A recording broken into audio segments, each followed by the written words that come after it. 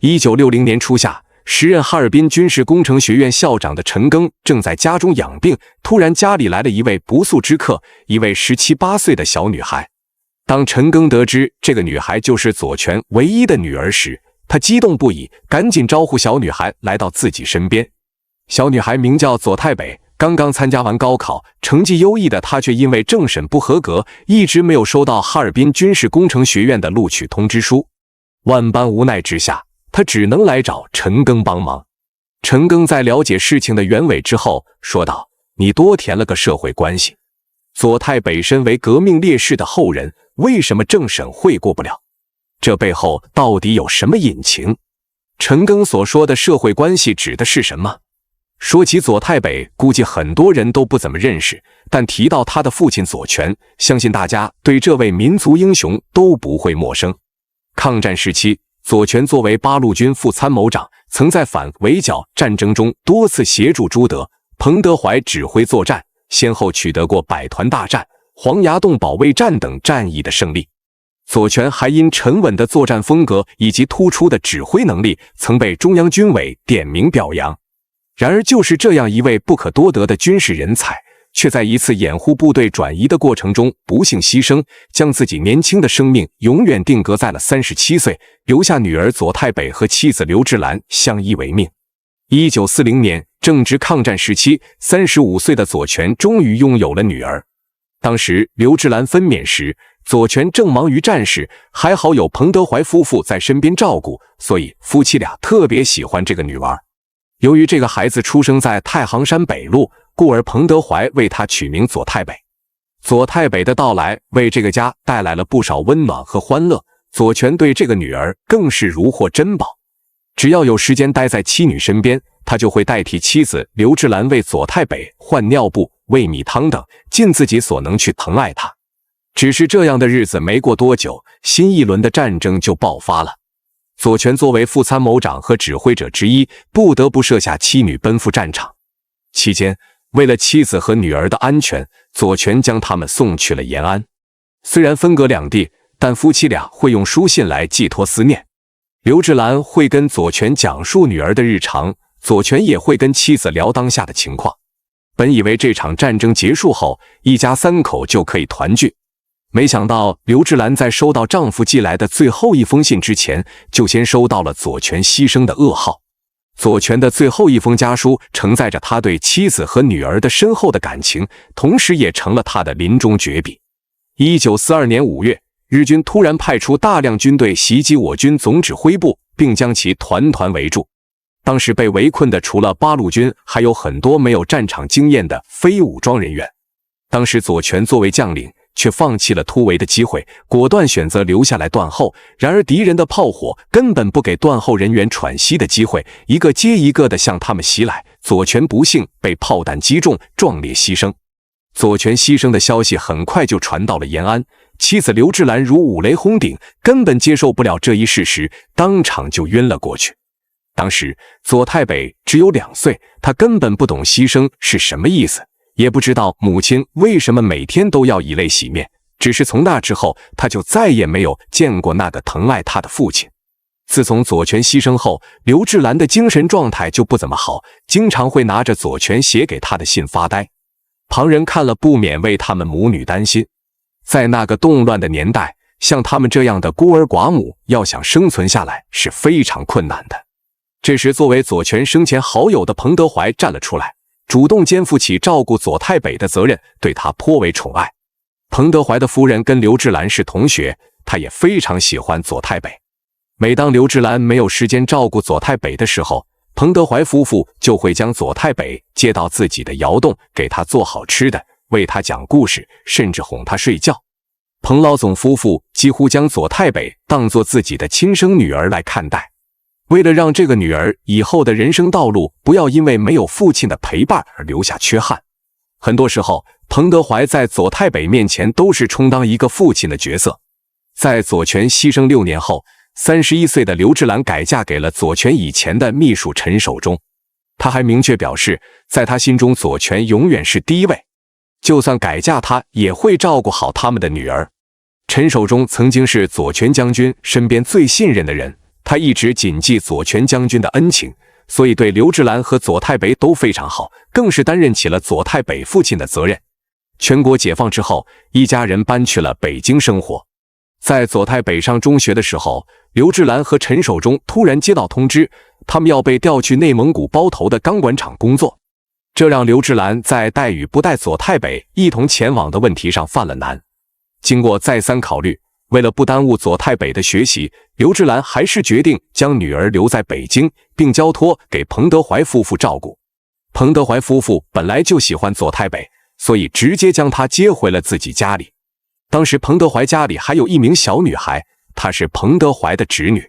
两个小女孩很快就玩到了一起，并成为了好朋友。左太北在彭德怀家中生活的那几年，彭德怀对他的照顾可谓是无微不至。左太北也非常喜欢这位大伯伯，喜欢听他讲一些抗战时期的故事，尤其是关于父亲左权的故事。左太北就这样通过一个个故事，慢慢地了解了父亲，父亲的形象在他心里也逐渐变得明朗起来。随之而来的，除了对父亲的思念，更多的是对他的崇敬。左太北为有这样的父亲感到骄傲，于是也在心里暗暗下定决心，将来要成为跟父亲一样为国为民的英雄。所以当彭德怀问他将来想考什么学校时，左太北毫不犹豫地回答：我要报考哈尔滨军事工程学院。彭德怀听后很是欣慰，便道：不愧是左权的女儿，有你父亲当年的风范。那时的哈尔滨军事工程学院是很多烈士子女首选的学院，招生要求并不低。所以左太北为了能够顺利考入这所学校，在学习上非常刻苦，高中3年他的成绩一直都是名列前茅。本以为以左太北的成绩考入哈军工根本不成问题，但命运却跟他开了一个天大的玩笑。1960年，当身边的同学都陆续收到录取通知书的时候，左太北的录取通知书却迟迟没有到手。彭德怀夫妇很为他着急。当时成绩一出来，左太北就看过了，他的总分数已经远远超过了哈尔滨军事工程学院的录取分数线。按道理应该会被录取，肯定是哪里出了问题。左太北突然想到，是不是自己的录取通知书在邮寄的时候出了什么问题？于是他连忙询问情况，却被告知政审不合格。听到这个消息，左太北当场就懵住了。彭德怀夫妇也非常诧异。要知道，左太北的父亲可是烈士，母亲也为革命事业工作了多年，政审怎么会过不了？于是彭德怀建议左太北去找哈尔滨军事工程学院的院长陈赓。陈赓与左权关系非常好，左权入党时，陈赓还是他的介绍人。左太北去找陈赓的时候，他刚好在家里养病，听说是左权女儿来找他，心里甭提有多高兴了。左太北看着眼前的陈赓，心里有点胆怯，但为了能够进入哈尔滨军事工程学院，他还是鼓起勇气说明了来意。陈赓听后，当下就大发雷霆：左权的女儿政审怎么会过不了？简直就是胡闹！于是他连忙打电话去学校了解情况，才得知事情的真相，然后无奈地对左太北说：你多填了个社会关系。原来左太北有一个二伯叫左堂，陈赓也认识。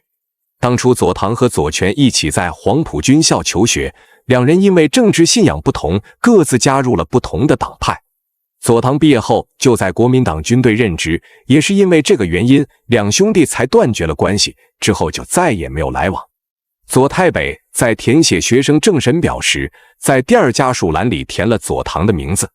当时政府对国民党这种话题非常敏感，所以才会将左太北刷了下来。左太北得知这一结果后，真的是哭笑不得。他跟这个二伯从来没见过面，之前只听母亲提起过。他在填政审表时，只是按照要求将自己的直系亲属都写了上去，没想到给自己挖了这么大一个坑。既然知道问题所在，事情就好办了。陈赓对左太北承诺道：北北，你放心，我绝不允许英雄的女儿进不了我们学校，你就回去等好消息吧。果不其然，没过几天，左太北就收到了哈尔滨军事工程学院的录取通知书。这下他终于可以在自己向往的大学里继续学习深造了，而后像父亲一样报效国家。在大学期间，佐太北在学习上非常刻苦。作为军事工程学院的高材生，他努力研究科学技术，并以发展国家科学力量为己任，时刻记着之前彭德怀和陈赓对自己的教诲。毕业后的佐太北也不负众望，先后在国家经委、国家纪委、航空航天部等单位任职，并靠着自己的努力，成为了我国著名的国防工业专家，为我国的航天事业做出了重要贡献。除此之外，佐太北还一直投身于慈善事业，她和丈夫一直省吃俭用，接济了不少贫困的人民群众，也因此花光了家里所有的积蓄，以至于后来连买房子都是他们夫妻俩向身边的朋友借钱买的。当年左权一共给妻子刘志兰写了12封家书，记录着一个丈夫和父亲对妻子和女儿最真挚的情感。后来这些信托人送到了延安，经过时间的流逝，其中有1封信被遗失了，另外11封都被完整的保存了下来。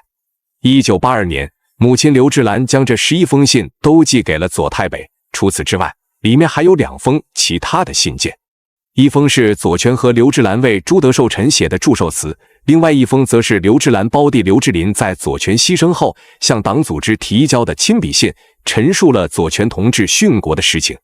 佐太北在看完这些信之后，再也控制不住地痛哭起来。从信中，他真实感受到父亲对他的爱，以及对革命事业的那份真情。为了纪念父亲，佐太北将这些书信编辑整理，并走访了当年跟父亲一起作战的战友，搜集与父亲相关的事迹。于是在2002年，一本名为《左权将军家书》的书问世。佐太北是想通过这种方式将父亲留下来的家书公之于众，让它成为社会共同的精神财富。佐太北的成长道路虽然没有父亲的陪伴，但却得到了来自彭德怀夫妇、陈赓等人的关怀与帮助，并从他们口中得知了父亲的英勇事迹，让他为有这样的父亲而感到骄傲。作为烈士之女，佐太北并没有利用这层身份来赢得他人的特殊对待，而是在学习和工作上比别人都更加刻苦努力，并时刻以父亲为榜样，最终让自己成为了跟父亲一样的国家栋梁之才，而且始终践行着为人民奉献一生的人生目标。